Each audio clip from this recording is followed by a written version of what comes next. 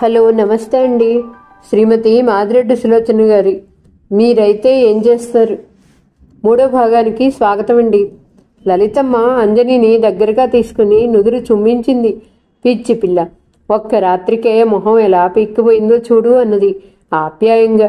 ఆ మాత్రం ఆప్యాయతకే ఘనీభవించిన ఆమెలోని దుఃఖం స్రవించి అశ్రు రూపంలో బయటకొచ్చింది. అంజు, కొందరి జీవితాలు పరీక్షతో ప్రారంభమవుతాయి, వాటిని ఎదుర్కోవాలి మొండిగా అన్నది. ఎన్నో మాట్లాడాలన్నా నోట మాట రావటం లేదు. ఆమెకు మాట్లాడే అవకాశమే ఇవ్వలేదాయే. వాడిది అతి సున్నితమైన మనసు. ఎవరో విరిచేయాలని ప్రయత్నం చేస్తున్నారు. నువ్వు ఆ అవకాశం ఇవ్వవద్దు. తన పమిటతో ఆమె కళ్ళు అద్దింది. అంజు, అమ్మా. బయట నుండి శ్రీహర్ష గొంతు విని ఇద్దరు ముఖాలు చూసుకున్నారు. మరో మగ గొంతు వినిపించింది. శ్రీహర్ష నవ్వు వినిపించింది. అంజన లేచి 2 అడుగులేసింది. శ్రీహర్ష, అతనితో పాటు ఓ పెద్ద మనిషి వచ్చారు. ఆయన ఖద్దరు బట్టల్లో హుందాగా ఉన్నాడు. పట్టి చూస్తే శ్రీహర్షకు పోలికలు కనిపిస్తాయి. అమ్మా, పెదనాన్న వచ్చారు. నీకు ఆరోగ్యం బాగలేదంటే ఇక్కడికే వచ్చారు అన్నాడు. లలితమ్మ మంచం దిగి పమిట సర్దుకుంది. లేవకమ్మా, లేవకు. ఏమిటి సుస్థి అన్నాడు ఎంతో బాధపడుతున్నట్లుగా మొహం పెట్టి. ఏముంది పెదనాన్న, నిన్నంతా అన్నిటికీ తానే అన్నట్టు తిరిగింది. అదీగాక లేని బంధువులు లేనివారే. ఉన్న మీరైనా ఆహ్వానం పంపినా రాలేదని ఆమె బాధ. కూర్చోండి అన్నాడు. అక్కడున్న కుర్చీలో అతను ఆసీనుడయ్యాడు. రా అంజు. చెయ్యి పట్టి చనువుగా తీసుకెళ్లి అతనికి నమస్కరించాడు. అంజనికి అతను ఆశీర్వదించటం, హర్ష జవాబు చెప్పటం ఏం తెలీదు. భర్త స్పర్శలోని విద్యుత్తుకు అణువణువు పరవశించింది. అంజు, స్వీట్లు కాఫీ పట్రా అన్న శ్రీహర్ష గొంతు విని ఉలిక్కిపడి అతని చేతిలోని తన చేయి తీసుకుని వెళ్ళింది. అందరూ హాల్లోకొచ్చి కూర్చున్నారు. అతను డేగ కళ్ళతో ఇల్లు పరీక్షించటం అందరూ గమనించారు. నేను ఊళ్ళో లేనురా అబ్బాయి. మీ పెద్దమ్మ అందరితో మా వాడున్నాడని, తన తమ్ముడి కూతుర్ని చేసుకుంటానని గర్వంగా చెప్పిందాయే. ఒక్క మాట పలుకు లేకుండా ఆహ్వానం వస్తే ఆమె కోపం వచ్చింది మరి అన్నాడు ఆయన. ఆయన పేరు పద్మనాభరావు. పెదనాన్న, అన్నది మీరేనా? విన్నది నేనేనా? శ్రీహర్ష నాటకీయంగా అడిగాడు. చాలేరా, కలతలు ఎప్పుడూ ఉంటాయా? నేనన్నీ మర్చిపోతాను అన్నాడు ఆయన. విని మర్చిపోయే మాటలే అన్నారా? విజయ్ వద్దన్న ఆమె పెళ్లికి పిలవటానికి వెళితే కనీసం కూర్చోమనైనా అనలేదు. శ్రీహర్ష నవ్వాడు, అవమానాన్ని లోపలికి నెట్టి. కానీ నాది చాలా దుడుకు స్వభావం పెదనాన్న. అంజని లాంటి ముగ్ధ అయితేనే కాపురం చేస్తుందని అమ్మకి బాగా తెలుసు. ఆమె నిర్ణయంలో పొరపాటు ఉండదని నా నమ్మకం. బిలీవ్ ఇట్ అన్నాడు సగర్వంగా. ముగ్ధ అన్న పదం అంజని హృదయం గిలిగింతలు పెట్టింది. ఆమె చకచక జాంగ్డీలు సర్ది వేయించిన జీడిపప్పు పక్కన పోసి తెచ్చి పద్మనాభరావు ముందర ఉంచింది. నాకేది? అల్లరిగా అడిగాడు శ్రీహర్ష. ఆమె త్వరగా వెళ్ళి మరో ప్లేటు తెచ్చి ఇచ్చి అతనికి పలహారం పెట్టింది. ఇప్పుడే పూరీ తీసుకున్నాను, సగం నువ్వు తీసుకో అంజు. పెదనాన్న, ఈ ఇల్లు సామాగ్రి అన్నీ అంజు తెచ్చుకున్నవే అన్నాడు. ఎవరైనా నీ చదువును నిన్ను చూస్తే 2 లక్షల కట్నం ఇస్తారా? మీ పెద్దమ్మ చాలా నిరాశపడింది అన్నాడు ఆయన. ఇది తప్పదు పెదనాన్న. అక్క పెళ్లికి మీరు కన్యాదానం చేయనంటే అమ్మ కూడా నిరాశపడింది అన్నాడు. చూడమ్మా, అన్నీ మా ఆనంద బుద్ధులే. ఒకసారి మా ఇంటికి భోజనానికి రావాలి అన్నాడు. అతను ఎంపీ, ఎక్కువ ఢిల్లీలోనే ఉంటాడు. స్వీటీని తీసుకుని రాజశేఖరం వచ్చాడు. శ్వేత, తాతయ్యకి నమస్కరించు అంది లలితమ్మ. స్వీటీ నమస్కరించింది. రాజశేఖరానికి పరిచయం చేశాడు శ్రీహర్ష. అతను నమస్కరించాడు. బావగారు ఇంజనీరు, కానీ ఉద్యోగం చేయాలన్న ఆసక్తి లేదు పెదనాన్న. చిన్న చిన్న కాంట్రాక్టు చేస్తాడు అన్నాడు. లెక్క పెట్టించిన డబ్బులు దేనికి సరిపోతాయి? డబ్బు గురించి కాదండి, ట్రాన్స్ఫర్ గొడవలుంటాయి. విజయ్కు క్లినిక్ ఉందాయే అన్నాడు రాజశేఖరం. అంజని అతనికి టిఫిన్ కాఫీ తెచ్చిచ్చింది. స్వీటీ తండ్రి భుజాలపై స్వారీ మొదలెట్టింది. స్వీటీ ఒంటరిదై మరీ గారాభం ఎక్కువైంది బావా అన్నాడు శ్రీహర్ష. ఆ మాత్రం దానికి ఆలోచన ఎందుకోయ్? సంవత్సరం లోపున మా స్వీటీకి ఓ ప్లేమేట్నివ్వండి అన్నాడు. అతనికి చాలా నిశ్చింతగా ఉంది. రాత్రి అంజని స్పృహ తప్పటం, శ్రీహర్ష కోసం భోజనం చేసినట్టు రుసరుసలాడటము, దాంతో లలితమ్మ అప్సెట్ అవ్వటం తలుచుకుంటే జాలేసింది, భయం కలిగింది. స్కూటర్పై విజయం తీసుకెళ్లి వదిలిచ్చాడు. వచ్చేసరికి ఇంట్లో వాతావరణం ఆహ్లాదకరంగా అనిపించింది. అమ్మయ్యా అనుకున్నాడు. అల్లుడు గారు, వీడు మావాడు, సతీ సమేతులై భోజనం రావాలి, ఈరోజు రండి అంటూ నేను తారీఖిస్తే మీకు కుదరకపోవచ్చు, అందుకే మీరు బలానప్పుడు వస్తామని ఫోన్ చేయండి అని అతడు తన విజిటింగ్ కార్డ్ టేబుల్పై వేశాడు. అలాగేనండి, సాయంత్రంలోగా ఫోన్ చేస్తాను. మీరు అడగటం మేము కాదనటమునా? వినయంగా చేతులు జోడించాడు రాజశేఖరరావు. బావా, నేను పోస్ట్ పోన్ చేయిస్తాలేవోయ్ అన్నాడు పద్మనాభరావును కారు వరకు సాగనంపి వినయంగా రాజశేఖరరావు. బావా, నేను ఊటీ వెళ్తున్నాను అన్నాడు. శ్రీహర్ష ఈరోజు కొత్త బావగారిని చూశాడు. తను 5 నిమిషాలు అతని ముందు అంజనితో చనువుగా ఉండటానికి ఎంత యాతన పడ్డాడు. అయినా బావను అర్థం చేసుకునే సమయం ఎప్పుడు దొరికిందని వివాహం అయ్యాక విజయ హౌస్ సర్జెన్సీ చేసి కాపురం పెడదామనుకుంటే స్వీటీ పుట్టింది. అప్పుడు ఆయనకు రామగుండం ట్రాన్స్ఫర్ అయింది. స్వీటీ 1 సంవత్సరం దాటుతుండగా విజయకు గవర్నమెంట్ హాస్పిటల్లో అపాయింట్మెంట్ ఆర్డర్ వచ్చింది. వెళ్ళాలా మానాలా అని ఆలోచిస్తుండగా ఆమెకు ప్రొఫెసర్లు ఒక సలహా ఇచ్చారు. విజయ, కేవలం ఎంబీబీఎస్ అయితే లాభం లేదమ్మా, నువ్వు క్లవర్ స్టూడెంట్వి, పోస్ట్ గ్రాడ్యుయేట్ చేయాలి అన్నారు. క్లినిక్ పెట్టుకుని గైనకాలజీలో పోస్ట్ గ్రాడ్యుయేషన్ చేసింది. సెలవులకే రాజశేఖర్ వచ్చేవాడు. ఒకసారి అతను ఉద్యోగానికి రిజైన్ ఇచ్చి వచ్చేశాడు. కోటేశ్వరరావు సలహాతో చిన్న చిన్న కాంట్రాక్ట్స్ మొదలుపెట్టాడు. విజయ చాలా ఖచ్చితమైన మనిషి. కొత్త ఇంటికి వచ్చేటప్పుడు అందరం ఒకే చోట ఉందామని శ్రీహర్ష తల్లి అన్నారు. పొద్దంతా బయట తిరిగే మగరాయిళ్ళం మనం, ఆడవాళ్లు కలిసి ఉండాలి, మీ అక్కనడుగు అన్నాడు. రాజా, ఆ మహామెప్పులు నాకు నచ్చవు. ఏ పరిస్థితిలో కూడా కలిసి ఉండటం కుదరదు శ్రీ. నువ్వు నేను ఒక తల్లి పిల్లలం అనుకుంటాం, కలిసిపోతాం. ఇద్దరం పరాయి వారి రాక వల్ల మన ఇద్దరం పరస్పరం ద్వేషించుకోవద్దు అన్నది. అలా అయితే నాకు వివాహమే వద్దు అన్నాడు కోపంగా. ఫూలిష్గా మాట్లాడకు. అదిగాక నాకు కూడా విసుగొచ్చినప్పుడు రిలాక్స్ కావటానికి ఒక ఇల్లంటూ ఉండాలి. అది పుట్టిల్లు అయితే మరీ మంచిది. అమ్మకు మరో తోడు ఉండాలని ఇన్నాళ్ళు ఇక్కడున్నాను, నా కోసం ఇల్లు చూసుకున్నాను అన్నదామె.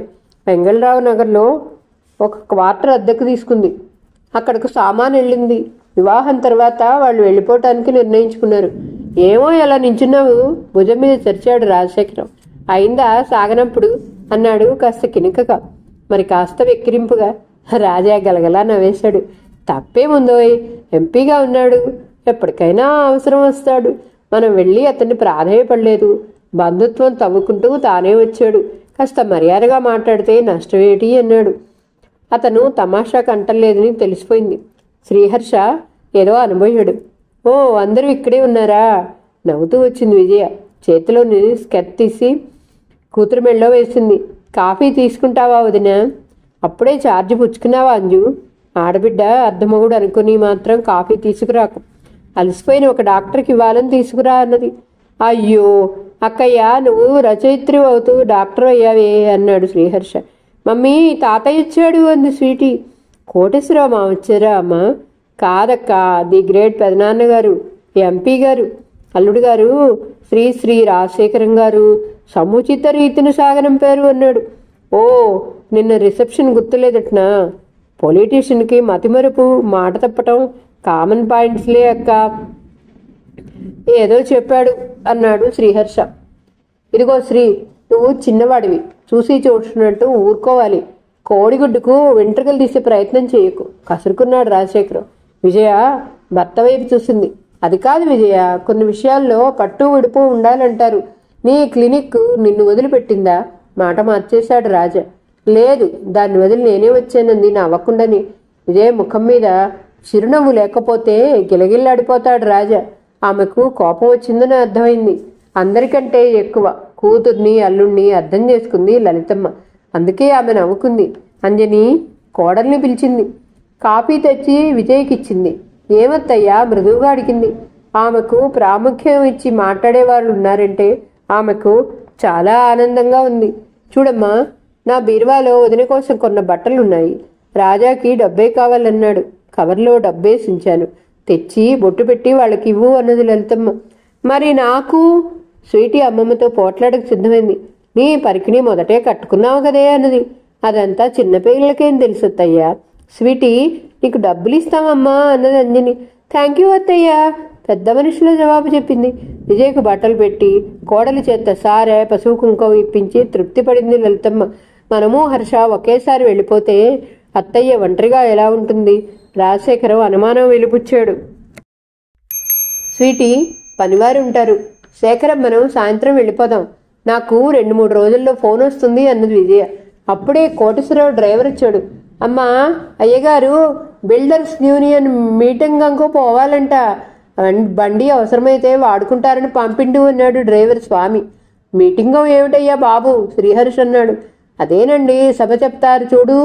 మీటింగ్కి వచ్చిన తిప్పలా? హర్ష నవ్వేశాడు.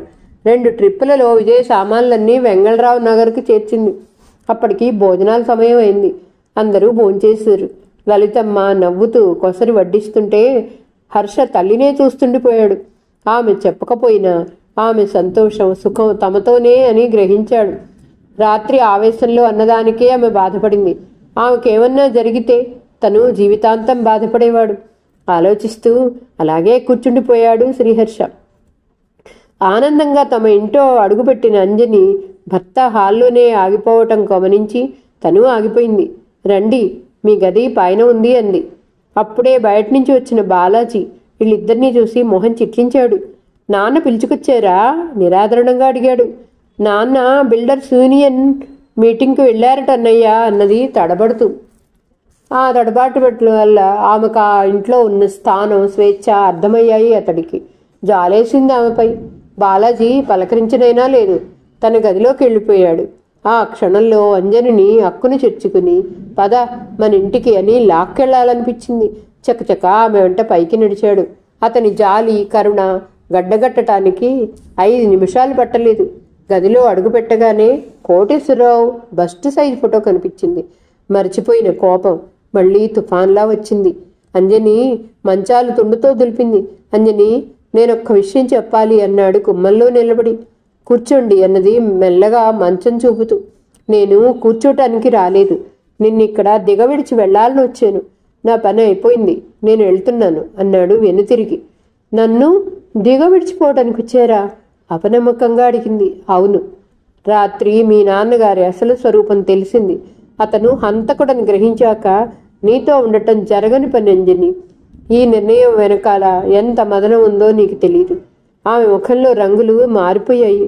మంచం కోడు ఆసరా చేసుకుని నిలదొక్కుంది. ఆ భయంకరమైన రాత్రి గడిచిపోయింది. ఏమండి? ఆమె గొంతు వణికింది.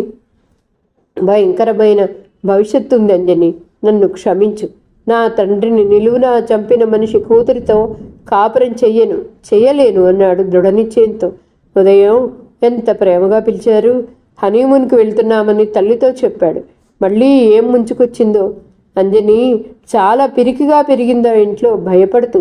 అందుకే ఆమెకు అతన్ని నిలదీసి అడగాలంటే భయం పట్టుకుంది. ఆమె ప్రశ్నించబోయే విషయం అర్థమైనట్టే అతను జవాబు చెప్పాడు. నువ్వు అమానుషమే అనుకో, స్వార్థమే అనుకో, నా జీవితం నా ఒక్కరిది కాదని, దానితో అమ్మ సంతోషం ముడిపడి ఉందని అర్థమైంది. ఆమె ముందు నాటకమాడాను. అతని ఒక్కొక్క మాట తుపాకీ గుండెలా తగిలాయి హృదయానికి. అంటూ ఆశ్చర్యంగా చూసింది. నోట్లో నుంచి శబ్దమే రాలేదు. మా పెదనాన్న మమ్మల్ని అవమానించాడు. మేము బాధపడితే చూడాలనుకునే శాడిస్ట్ మెంటాలిటీ అతనిది. అతని ముందు ఉన్నతంగా కనిపించాలని నీ విషయం గొప్పగా మాట్లాడాను. ఇందులో ఏదైనా పొరపాటైతే క్షమించు. ఏ నేరం హత్య కంటే ఎక్కువైంది కాదు. వస్తాను. అతను చకచకా ముందుకు నడిచాడు. అంజని అయోమయం నుండి తేరుకొని చూసి ముందుకొచ్చింది. మెట్ల వరకు వెళ్ళిన అతను తిరిగొచ్చాడు. చూడు, మీ నాన్న రాగానే మొసలి కన్నీళ్లతో మా అమ్మ దగ్గరికి వచ్చి విషయం చెప్తే ఇంకో హత్య జరుగుతుంది. మరండి మాట రాలేదు, కానీ కన్నీరు వచ్చింది. నువ్వు చెప్పదలుచుకుంది మీ నాన్నతో చెప్పు. మీ నాన్న నష్టపరిహారంగా మా కుటుంబానికి సాయం చేశాడు. Cheat and deceit. అతని ముఖం కండరాలు బిగుసుకున్నాయి. నేను ఊటీ వెళ్ళినట్టుగా అమ్మకు తెలుసు. నేను ఈ రాత్రి హోటల్లో గడిపి రేపు బెంగళూరు వెళ్తాను. జాబ్ దొరికితే వెళ్ళిపోతాను. అప్పుడు ఇల్లు నీదే, అద్దెకిచ్చుకో అని చిరచిరా దిగి వెళ్ళిపోయాడు. ఆమె తలుపు ఆసరా తీసుకుని నిల్చుండిపోయింది. కళ్ల ముందు చీకటి వలయాలు ఏర్పడ్డాయి. తడుముకుంటూ వచ్చి తన మంచంపై వాలిపోయింది. ఆమెకు అంతా అంధకారబంధురంగా ఉంది. ఏమిటి, ఎందుకు జరిగింది అని ప్రశ్నించుకుంటే జవాబు దొరకదు. ఆమె జీవితమంతా సమస్యల వలయమే. 5 సంవత్సరాలు ఏదీ తెలియక హాయిగా సంతోషంగా గడిపిందో. ఆ తర్వాత ప్రారంభమైంది అసలు సమస్య. చిన్న గుడిసెలాంటి ఇంట్లో తాను, తండ్రి, తల్లి ఉండేవాళ్ళు. తండ్రి జీపులో బయటికెళ్తే తిరిగి వచ్చేటప్పుడు రంగురంగుల బొమ్మలు, రకరకాల తినుబండారాలు తెచ్చేవాడు. అప్పుడప్పుడు కొత్త చొక్కా గుడ్డలు తేవటం బాగా గుర్తు. ఓ రోజు తల్లి బాగా కోపం తెచ్చుకుంది. ఇంత చిన్నపిల్లకు ఇన్ని గౌన్లు ఎందుకు, డబ్బు తగలేయటం కాకపోతే అన్నది అతనికి బట్టలు అందిస్తాం. ఊర్మి, నా జీవితంలోకి నవ్వు, సంతోషం తెచ్చిన నా లక్ష్మికి ఆ మాత్రం ఖర్చు చేసుకోలేనా? ఈ విషయంలో నువ్వు ఇంకేమైనా అంటే దోస్తీ కటఫ్. ఆప్యాయంగా అంజన్ని ఎత్తి ఆ చెంపాయి చెంపా ముద్దు పెట్టుకునేవాడు. అంజనిని షికార్లకు తిప్పటానికి ఓ కుర్రాన్ని కుదిర్చారు. కొన్నాళ్లకు మంచింట్లోకి మారారు. తనకు ప్రత్యేకంగా చిన్న మంచం చేయించారు. తల్లిదండ్రుల గదికి ఆనుకుని తన గది ఉండేది. తను ఓ రోజు తల్లిపై పడిపోయింది. ఎన్నడూ లేనిది తండ్రి బెదిరించాడు. దాంతో వలక సాగించింది. అమ్మపై అలా దూకవచ్చా అంజు? ఎత్తుకొని బుజ్జగించాడు. నాకు ఆ గదిలో భయం వేసింది అంది వెక్కుతూ. నా తల్లి హృదయానికి హత్తుకొని ముద్దులు పెట్టాడు. మీ అమ్మ మనకో చిన్న పాపాయినిస్తుంది. అందుకే ఆమె ఆరోగ్యం బాగాలేదు. నువ్వలా సతాయిస్తే ఇంకా నొప్పి అవుతుంది. నీకు భయం వేస్తే నా దగ్గరికి రావాలి అన్నాడు నచ్చ చెబుతూ. మంచిది నాన్న అంది. అప్పుడే తల్లి బలహీనంగా నడుస్తుందని అర్థమైంది. కాళ్ళు చేతులు పుల్లల్లా ఉండి పొట్ట ఎత్తుగా కనిపించింది. తండ్రి తనపై కోపగించటానికి సరైన కారణం ఉంది అనుకున్నది. ఒకరాడు అర్ధరాత్రి ఇంట్లో గొడవగా ఉంది. తల్లి బాధగా అటూ ఇటూ తిరుగుతోంది. ఏమైందమ్మా? అంజని లేచింది. నువ్వు పడుకో అంజు, మనము అమ్మ రేపొద్దునకి బుజ్జిపాబాయిని ఇస్తుంది అన్నాడు ఆయన. అలాగే పడుకొని నిద్రపోయింది. ఊర్మిళ ఆంజనేయ స్వామి భక్తురాలట. అందుకే కూతురు పేరు అంజని అని పెట్టుకుంది. కొడుకు పుడితే అంజనీ కుమార్ అని పెడతానని అంటుంది. తల్లిదండ్రులు ఏదో వాదించుకోవటం వినిపించింది. అలాగే నిద్రలోకి జారిపోయింది. మర్నాడు మెలకు వచ్చేసరికి ఏలమంద అతని భార్య ఉన్నారు ఇంట్లో. వాళ్ళు ఎందుకో ఆందోళన పడుతున్నారని అర్థమైంది. సాయంత్రం తండ్రి రాగానే వాళ్ళిద్దరూ తండ్రి కాళ్లకు చుట్టుకుపోయి ఏడ్చారు. తండ్రి తనను గుండెలకు హత్తుకొని ఏడ్చాడు. నాన్న, అమ్మ పాపాయిని తెస్తుందా? ఆయన కుమిలి కుమిలి ఏడ్చారు. మీ అమ్మ దేవత తల్లి, అందుకే దేవుడి దగ్గరికి వెళ్ళిపోయింది అన్నారు. జనం రావటం, పలకరించటం, ఏడుపులు చూస్తే తన తల్లి చనిపోయిందని అర్థమైంది. 4 రోజులకు లలితత్త వచ్చింది. మొదట ఏడ్చింది. తండ్రిని ఓదార్చింది. తనను ముద్దు పెట్టుకుంది. నా దగ్గర ఉంటావా అంజు అని అడిగింది. మీ అమ్మ ఉంటుందా అత్త అని అడిగింది. నేను అమ్మను అన్నదామె. కన్నీరు ఆపుకొని తనను ముద్దు పెట్టుకుంది. తనకు తల్లి లేదు, ఇక రాదన్న సత్యం అర్థమైంది. అప్పటి నుండే తను ఒంటరిదాన్ని అన్న భయం నరాలు కొరికేయటం ప్రారంభమైంది. తండ్రి కాన్వెంట్ హాస్టల్లో ఉంచాడు. అక్కడ పిల్లలంతా చలాకీగా తిరుగుతుంటే తను ముడుచుకుపోయి ఓ మూల నిలబడిపోయేది. ఎవరే పని చేసినా చెప్పినా చేసేది. ఎవరన్నా గట్టిగా కోపగిస్తే బావురుమని ఏడ్చేది. వారం వారం తండ్రి వస్తే అతన్ని కౌగలించుకుని ఏడ్చేది. నేను ఇంటికి వస్తాను నాన్న అని మారాం చేసేది. వద్దు అంజు, దినమంతా పనికి వెళ్తే నువ్వు ఒంటరిగా ఉండాలమ్మా బుజ్జగించేవారు.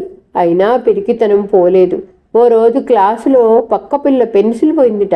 అందరూ బయట ఆడుతుంటే తను క్లాసులో ఉంది కాబట్టి తనే తీసిందని టీచర్కి రిపోర్ట్ చేసిందా అమ్మాయి. తీసావా? టీచర్ అడిగింది తీక్షణంగా. తను వణిగిపోయింది. అందుకే భయంగా చూస్తూ తలాడించింది.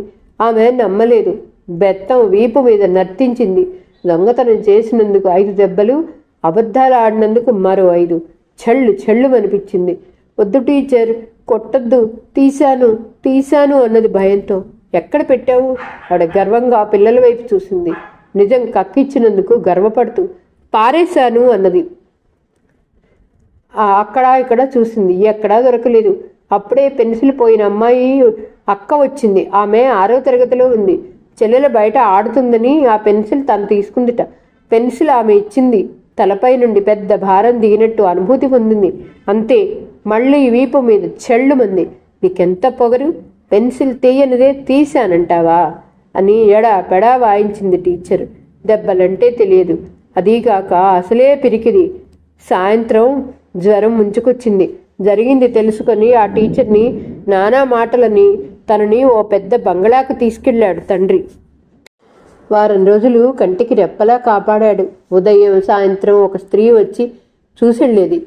ఒకరోజు తండ్రి వచ్చి తన దగ్గర కూర్చున్నాడు.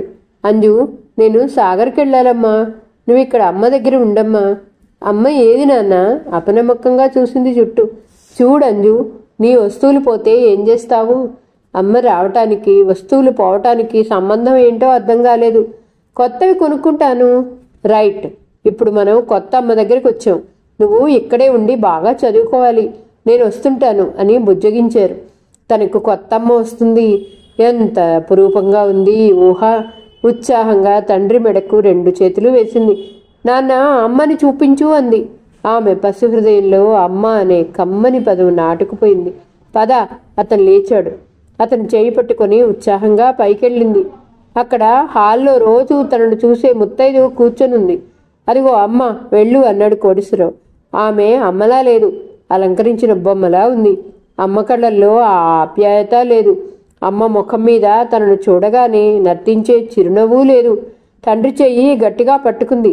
కమల, అంజు ఇక్కడే ఉంటుంది అన్నాడు ముక్తసరిగా. అన్నది. అంజు భయంగా తండ్రిని హత్తుకుపోయింది. రా, వచ్చిలా కూర్చో. పక్క కుర్చీ చూపింది. వెళ్ళమ్మా, అమ్మ పిలుస్తుంది. తండ్రి ముందుకు తోశాడు. అడుగులు లెక్క పెడుతున్నట్టెళ్ళి ఆమె పక్కన కూర్చుంది. ఇంకా బలహీనంగా ఉన్నట్టుంది అన్నది గుచ్చి చూస్తూ. ఆ చూపులు భరించలేకపోయింది. వారం రోజులు గడవక ముందే ఆ ఇల్లు ఒక జైలు లాంటిదని అర్థమైంది. తన భావాలు ఊహలు తండ్రికి చెప్పలేదు. ఆ వయసు లేదు. పాలు తాగనన్నావిట. అమ్మగా పరిచయం చేసిన కమలమ్మ అడిగింది. నాకు డోకొస్తుందని చెప్పలేకపోయింది. నీకు ఇష్టం లేదు అవునా? ఇష్టం ఉన్నా లేకపోయినా తాగాల్సిందే. తీసుకెళ్ళు వంట ఆమెకు చెప్పింది. ఆనాడే అంజని జీవితంలో తన ఇష్టం అంటూ ఏదైనా భావం ఉంటే అది కూకటి వేళ్లతో పెకిలించబడింది. పాలంటే ఇష్టం లేదు. రోజు అవే తాగింది. ఆమెకి ఇష్టం లేని కూరలే బల్ల మీద ఉండేవి. ఊర్మిళకు పరికిణీ జాకెట్లంటే చాలా ఇష్టం. అదే ఇష్టం అంజనీకి వచ్చింది. చచ్చా, ఏంటా అవతారం? ఇంట్లో తిరిగితే అసహ్యం అన్నది కమలమ్మ. ఆనాటి నుండి రకరకాల గౌన్లు ప్యాంట్లు వేసుకోవటం అలవాటు చేసుకుంది. తన ఒత్తైన చుట్టూ 2 పాయలుగా తీసి జడర్లు కొని ముందుకేసుకొని చూసుకోవటం ఎంతో ఇష్టం. ఇంటర్ చదివే వరకు జుట్టే ఉంచలేదు. బ్యూటీ సెలూన్కి వెళ్తుంటే బలిపీఠం ఎక్కినంతగా వణికిపోయేది. అక్కడ ముఖాలు రుద్దించుకుంటూ కనుబొమ్మలు దారాలతో లాగించుకునే వారిని కళ్ళు పెద్దవి చేసి చూసేది. ఆమెకు తన ఈడు అమ్మాయిల్ని పిలిచి బొమ్మలో పచ్చీసో ఆడుకోవాలని ఉండేది. అందరిలా గంతులేస్తూ నవ్వుతూ రోడ్డుపై కనిపించిన ప్రతి వస్తువు కొనుక్కోవాలని ఉండేది. తనతో ఎవరూ కలవరు. రాధ అనే టీచరు గారి అమ్మాయి తనతో స్నేహం చేయాలని దగ్గరగా వచ్చింది. రాధతో మాట్లాడుతుంటే, రాధ చెప్పే కబుర్లింటుంటే అత్యంత అద్భుతంగా ఉండేది. మా ఇంట్లో బొమ్మలు పెడితే నువ్వు రావే అని ఆహ్వానించింది. బొమ్మలంటే ఏమిటే ఆశ్చర్యంగా అడిగింది. అయ్యో, అవి తెలీదా? నవరాత్రులకు మా ఇంట్లో బొమ్మలు పెట్టి పేరెంటం చేస్తాం. నాకు పెట్టడం రాదు, అన్నీ అన్నయ్యే పెడతాడు. దీపాలు మాత్రం నేను వెలిగిస్తాను అంది ఉత్సాహంగా. మీకు అన్నయ్య ఉన్నాడా? అన్నయ్య తమ్ముడు ఉన్నారు. ఒక్కటే ఆడపిల్లని అంటూ అందరూ నా సైడ్ అనుకో గర్వంగా చెప్పింది. అన్నయ్య తమ్ముడు తనతో ఆడుకోవటానికి ఎవరన్నా ఉంటే ఎంత బాగుండును. ఆ సాయంత్రం ఇంటికి వచ్చేసరికి తండ్రి కనిపించాడు ఆమెకు. ఆనందం దొరికే చోటు, స్వేచ్ఛగా గాలి పీల్చుకునే చోటు తండ్రి సమక్షం మాత్రమే. అంజు, బాగా చదువుతున్నావా? ఆప్యాయంగా అడిగాడు. నాన్న, అన్నయ్య అంటే ఎవరు? ఎందుకు తల్లి అన్నాడు ఆశ్చర్యంగా. మా క్లాస్మేట్ రాధకు అన్నయ్య తమ్ముడు ఉన్నారు అన్నది దిగులుగా. అతని కూతుర్ని ముద్దు పెట్టుకున్నాడు. మీ అన్నయ్య వస్తున్నాడమ్మా, అందుకే నేను వచ్చాను అన్నారాయన. అంజనికి ఎగిరి గంతులేయాలనిపించింది. రాధకు ఈ విషయం చెప్పాలనుంది. ఆ రాత్రంతా అన్నయ్యని గురించిన తీయని కళ్ళు కన్నది. మర్నాడు రాధ ఆశ్చర్యంగా చూసింది. ఏమిటి అంత సంతోషం అన్నది. నాకు అన్నయ్య ఉన్నాడే, హాస్టల్లో ఉన్నాడు, ఈరోజు వస్తున్నాడు అన్నది ఆనందంతో. అబ్బా, నువ్వు నవ్వితే ఎంత బాగుంటుందే అంజు. ఎప్పుడూ నవ్వరాదు అన్నది రాధ. నిజంగా ఎప్పుడూ నవ్వుతానే అన్నది. సాయంత్రం ఇంటికి వచ్చేసరికి నూనూగ మీసాల యువకుడు పెద్దల్లి తండ్రి మధ్య కూర్చున్నాడు. రా అంజు, అన్నయ్య నవ్వుతూ తండ్రి పిలిచాడు. ఒక్క నిమిషం చూసి ముందుకు పరిగెత్తింది. ఆగు! పెద్దమ్మ కంఠం విని ఆగింది. ఆమె ఆనందమంతా ఆవిరైపోయింది. యూనిఫామ్ మార్చుకొని ఫ్రెష్ అవ్వాలని తెలీదు? ఆడపిల్ల చెడిపోవటానికి కారణం నువ్వు కాదు. ఆమె తండ్రి ఇంక తీక్షణంగా చూసింది. అంజని హృదయం గిలగిల్లాడింది. తండ్రిని ఎవరు ఏమన్నా ఆమె హృదయం పిండినట్టు అవుతుంది. తనకున్న ఆత్మీయుడు అన్నీ ఆయనే. నెమ్మదిగా వెనుతిరిగింది. ఎందుకు మమ్మీ ఆ పిల్ల ఈ ఇంట్లో ఎక్కడైనా ఆర్బనేజ్లో చేర్పించరాదు అన్నాడు ఆ యువకుడు. బాలాజీ కోటేశ్వరరావు అరిచాడు. అవును డాడీ, ఆడపిల్లని మీరు గారాబం చేయటం, మమ్మీ బాధపడటం ఐ డోంట్ లైక్ ఇట్ అన్నాడు కోపంగా. అంజన్ హృదయం కలుక్కుమంది. ఆడపిల్ల అన్న పదం ఆమెను వెర్రిదాన్ని చేసింది. అన్నయ్య ఒడిలో ఆడాలన్న కోరిక ఆదిలోనే హరించుకుపోయింది. మర్నాడు రాధతో వాళ్ళ ఇంటికెళ్ళింది. అక్కడ వాళ్ళ అన్న తనతో ఆడుకుంటుంటే సంబరపడిపోయింది. డ్రైవర్ పిలిస్తే గబగబా వచ్చి కారెక్కింది. రేపు రావే, రాధ ఆహ్వానించింది. ఏమిటింత ఆలస్యం? బాలాజీ డ్రైవర్ని లెంపకాయ కొట్టాడు. చిన్నమ్మ 5 నిమిషాలు దోస్తుల దగ్గరుంటే డ్రైవర్ రోషంగా చూస్తూ మెల్లగా జవాబు చెప్పాడు. చిన్నమ్మంట చిన్నమ్మ, ఎవరో రోడ్డున పోయే దానికోసం కారా? మమ్మీ గావుకేక పెట్టాడు. ఏం బాలు? కమలమ్మ వచ్చింది. నేను మ్యాచ్ గురించి మాట్లాడాలి. టైం అయిందంటే వీడు చిన్నమ్మకు కారంటూ ఆలస్యం చేశాడు. రేపటి నుండి ఆ పిల్లను రిక్షాలో పంపించున్నాడు. అంజని కాళ్ళు గజగజా వణికాయి. రిక్షాలో కాదు, నడిచెళ్లమన్నా వెళ్తుంది. ఇప్పుడు ఇంకేం అనకుండా ఉంటే బాగుండును. ఎక్కడికి వెళ్ళావు? పిడుగులంటి ప్రశ్న. రాధ టీచర్ కూతురింటికి వాక్యం పూర్తి చేయలేకపోయింది. నీకు షికార్లు కావాల్సి వచ్చాయా? మన స్టేటస్ ఏమిటి, వాళ్ళ అంతస్తు ఏమిటి? వెళ్తున్నట్టు చెప్పావా? లేదన్నట్టు తలాడించింది. బాలాజీ కోపంగా ముందుకొచ్చి లాగి లెంపకాయ కొట్టాడు. అంతే, లొంగ చుట్టుకుపోయి తలుపు ముందుకొచ్చి పడింది. అప్పుడే వచ్చిన లలితమ్మ చేయూతనిచ్చి లేపింది. ఏమైంది బాలాజీ? ఆమె అడిగింది. ఆ సైతాన్నే అడుగు అని విసురుగా వెళ్ళిపోయాడు. ఆ క్షణంలో పులిలా కనిపించిన బాలాజీ నుంచి తనను రక్షించిన లలితమ్మ అంటే అంజని దృష్టిలో దేవత. ఏమిటో లలిత, ఇతరుల పిల్లలను పెంచటం ఓ పెద్ద పరీక్షనుకో. మూరెడున్న ఈ పిల్ల ఇల్లు తిరగటం ఏడు చెప్పు అంది కమలమ్మ. అంజు, ఎక్కడైనా ఆలస్యమైతే పెద్దమ్మ కంగారు పెడుతుంది, చెప్పి వెళ్ళాలమ్మా అన్నది బుజ్జగింపుగా. వాళ్ళు మాటల్లో పడ్డారు. బతుకు జీవుడా అని తన గదిలోకి వెళ్ళింది. బాలాజీ రాకపూర్వం ఓ సౌకర్యం ఉండేది. ఇల్లంతా తిరుగుతూ పనివారితో మాట్లాడే అవకాశం ఉండేది. ఇప్పుడు అతని ఇంట్లో ఉంటే ఆమె వణికిపోతుంది. దెబ్బ పడనిదే మాట్లాడు. రోజుకొక్కసారే నా వీపు చిట్లుతుంది. ఆ దెబ్బలకు కారణం ఉండదు. అమ్మా నా దువ్వెం లేదు అంటూనే ఎదురుగా వెళ్తున్న నందిని కనిపిస్తే ఒక్కటేస్తాడు. ఇదే తీస్తుందేమో. అతను భోజనం చేస్తే అటుగా వెళితే చాలు గుడ్లు పెట్టుకుని చూస్తుందంటూ కొట్టేవాడు. ఎన్నోసార్లు అతను బల్ల ముందు ఉంటే భోజనం లేకుండానే వెళ్ళిపోయేది. తండ్రితో ఏం చెప్తుంది? నాన్నగారిని కష్టపెట్టద్దు అనుకునేది. 1-2 సార్లు తండ్రి తన దుస్తుల విషయం ఎత్తితే పెత్తల్లి నెల రోజులు సాధించటం ఎరగనిది కాదు. బాలాజీ ఇంట్లో ఉంటే చాలు బిక్కు బిక్కుమంటూ తిరుగుతుంది. తను బడికి రిక్షాపై వెళ్లటం తండ్రికి బొత్తిగా నచ్చలేదు. నాన్న నాకు రిక్షాయే బాగుంది అన్నది. తనకిష్టం లేని పనులు తండ్రి చేయడం తెలుసు. వారం రోజులు రిక్షాలో వెళ్ళొచ్చి తన గదిలో దూరేది. ఆ రోజు రాధ తన రిక్షాలో ఎక్కింది. మా అమ్మకు మీటింగ్ ఉందట, సాయంత్రం వరకు మీ ఇంటి దగ్గర ఉండమన్నది అన్నది. తన ఇంటికి జైలరు పెద్దమ్మ. ఆమె అనుమతి లేనిదే రాధను తీసుకెళ్తే ఏమైనా ఉందా? తన అసహాయత చెప్పుకోలేదు. రిక్షా దిగుతుండగా కోటేశ్వరరావు ఎదురొచ్చాడు. అంజు నీ స్నేహితురాలా? ఆప్యాయంగా అడిగాడు ఆయన. అవును నాన్న, రాధ మా నాన్నగారు అన్నది గారాలిపోతూ. నమస్తే. రాధ చేతులు జోడించింది. ఆయన ముచ్చటపడ్డాడు. చూడంజు, రాధకి మేనర్స్ తెలుసు. పెద్దవారిని చూడగానే నమస్కరించాలి అన్నాడు. 2 భుజాలపై చేతులు వేసి ఇంట్లోకి నడిపించుకెళ్ళాడు. వాళ్ళు ముఖం కడుక్కొనొచ్చాక వంట ఆవిడ ఉపాహారం ఇచ్చింది. తండ్రి ఉన్నాడు కాబట్టి పాలొద్దని హార్లిక్స్ తాగింది. రాధ తను స్వేచ్ఛగా ఆడుకున్నారు. లేచి బయటికి వెళ్ళబోయే తండ్రి చేయి పట్టుకుంది. నాన్న ఈ పూట ఎక్కడికి వెళ్ళొద్దు. పిచ్చిపిల్ల, అరగంటలో వచ్చేస్తానమ్మా. అంతలోనే ఆయనకు ఫోన్ వచ్చింది. హడావుడిగా వెళ్ళిపోయాడు. అదే గదిలో రాధతో ఆడుకుంటూ కబుర్లు చెప్తుంది. ఎంతో థ్రిల్లింగ్గా ఉంది. ఈ పిల్ల ఎవరు? అంజన్ నిక్కరు తడిసిపోయింది. లేచి బేలగా చూసింది. టీచర్ గారి కూతురు మీటింగ్కి వెళ్తానంటే ఇక్కడ ఆడుకోమన్నది. ఏమిటా నంగి కబుర్లు, ఇక్కడికి ఎందుకు వచ్చింది? కమలమ్మ నెల్లేసింది. ఆమె వెనుక బాలాజీని చూడగానే ఆమె ప్రాణాలు పైనే పోయాయి. నా పేరు రాధండి, అంజని క్లాసులో చదువుతాను. మా అమ్మ టీచరు. మీటింగ్ ఉంది, ఇక్కడ ఆడుకోమంది అన్నది రాధ పిల్లన్నందుకు అభిమానపడుతూ. కమలమ్మ తల పంకించింది. ఇదేం కేర్ సెంటరా? బాలాజీ అరిచాడు. సరే పద, మళ్ళీ ఎప్పుడు బయట వారిని మేడపైకి తీసుకురాకు, తెలిసిందా? ఆమె హెచ్చరించి వెళ్ళింది. నువ్వు అమ్మాయిని పాడు చేస్తున్నావు మమ్మీ, 2 అంటిస్తే తిక్క కుదిరేది అన్నాడు కొడుకు. ఇదే ఆఖరి రోజు అంజన్ని స్నేహాలు చేయటం.